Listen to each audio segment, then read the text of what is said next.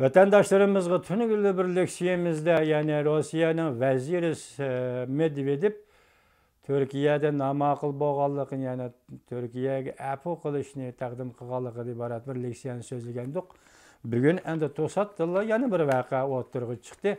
Buningdan Türkiye Rossiya munosabati yana bir voqea o'tirg'i chiqdi. Buningda vatandaşlarimizni xabardor qilishni loyiq topdik. Diqqat vatandaşlarım leksiyamizga. Rossiyanın harbiy parxoti Türkiye'nin balıqçı gemisiga o't açtı. Sabr taqatning cheki bor. Mavzuli xabar 12 ayning 14 kuni Buyuk Iroq torbetida e'lon qilindi. Xabar mundaq boshlandi. Rossiyaning harbiy parxoti 13 kuni Egey dengizida bayroq esilmagan bir dona Türkiye gemisiga o't ochib, ogohlantirish berdi.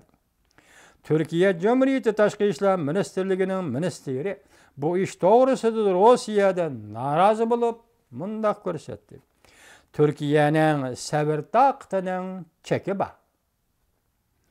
Türkiye Cumhuriyeti Tashqi ishlar Ministerligining ministri Mevlut Cavusoglu İtaliyada gazet muxbirining ziyoratini qabul qilganda mundaq ko'rsatdi. Bizning kemimiz biliqchilar kemisi edi. Rossiya harbiy parxoti qaytirgan inkas hadidan eshib ketdi. Türkiye Cumhuriyeti Tashqi ishlar ministri Cavusoglu mundaq ko'rsatdi. Rossiya va Türkiye o'zaro ishonish munosabatini qayta tiklashi kerak. Bizning sabr taqatimizning cheki bor. Rossiya Davlat Mudofaa ministri 13 kuni Rossiya harbiy parxotining Türkiye'ning balıqçı gemisiga o't ochish ahvolini tushuntirdi.